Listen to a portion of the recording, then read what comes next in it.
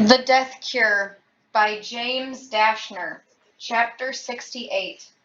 Minot led the way this time, his shoulders squared as he ran, every inch of him showing the pride he's felt for those 2 years when he'd ruled the corridors of the maze.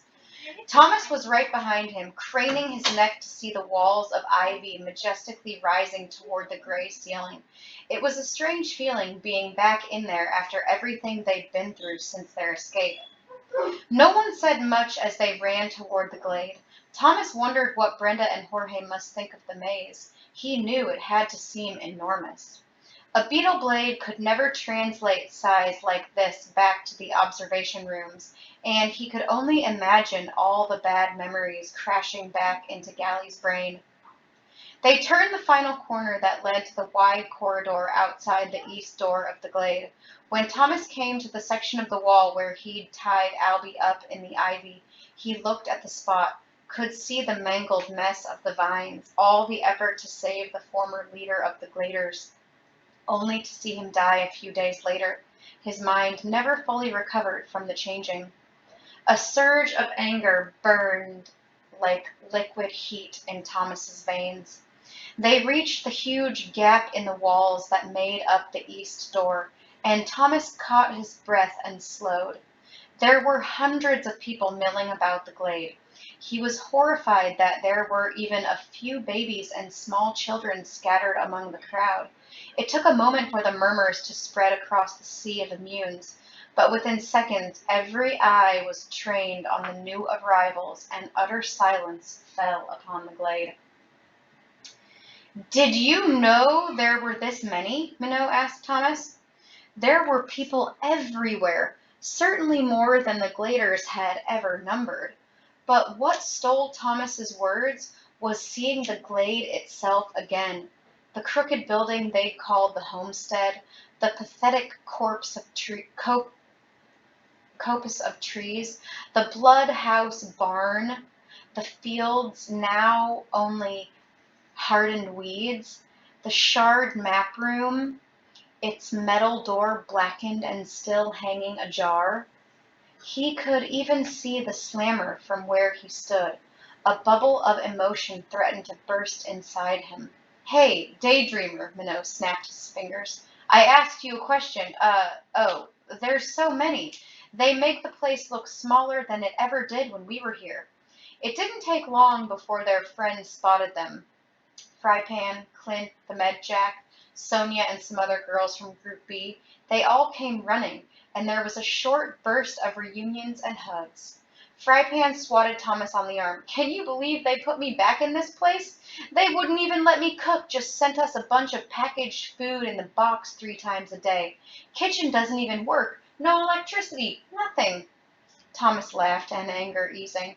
"You think you were a lousy cook for 50 guys? Try feeding this army." "Funny man, Thomas. You are a funny man. I'm glad to see you." Then his eyes got big. Gally's here. Gally's alive?" "Nice to see you too," the boy responded dryly. Thomas patted Frypan on the back. "Long story. He's a good guy now."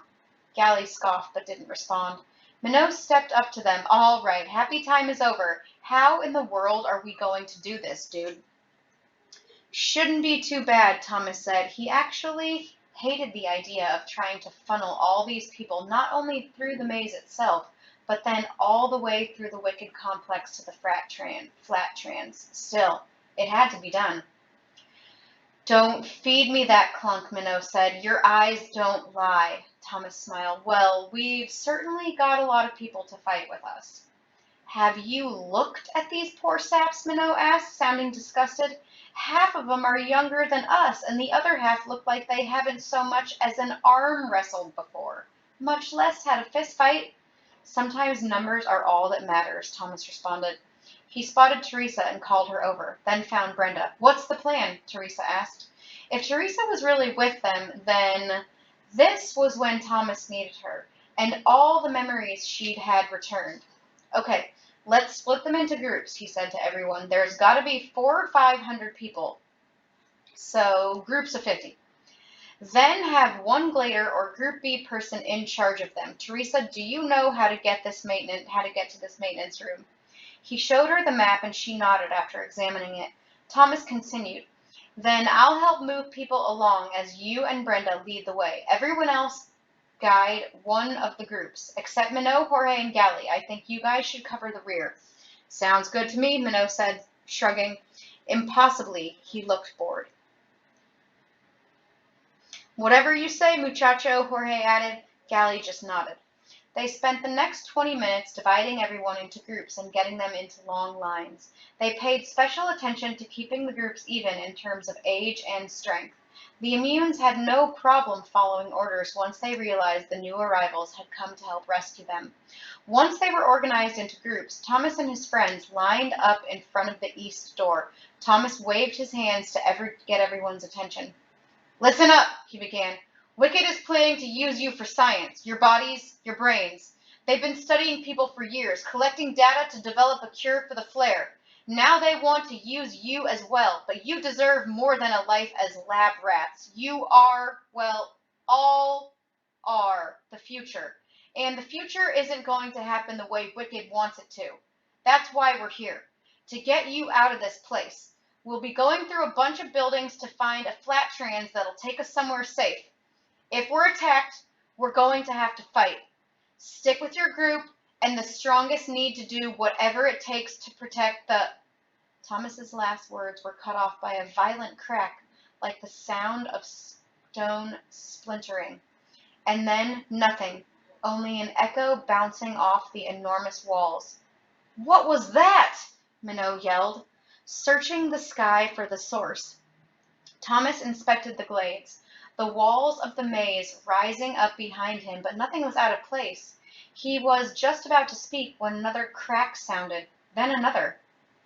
A thunderous din of rumbling crossed the glade, beginning low and increasing in depth and volume. The ground started to tremble, and it seemed as if the world was going to fall apart. People turned in circles, looking for the source of the noise, and Thomas could tell panic was spreading. He'd lose control soon. The ground shook more violently. The sounds amplified, thunder and grinding rock, and now screams erupted from the mass of people standing in front of him.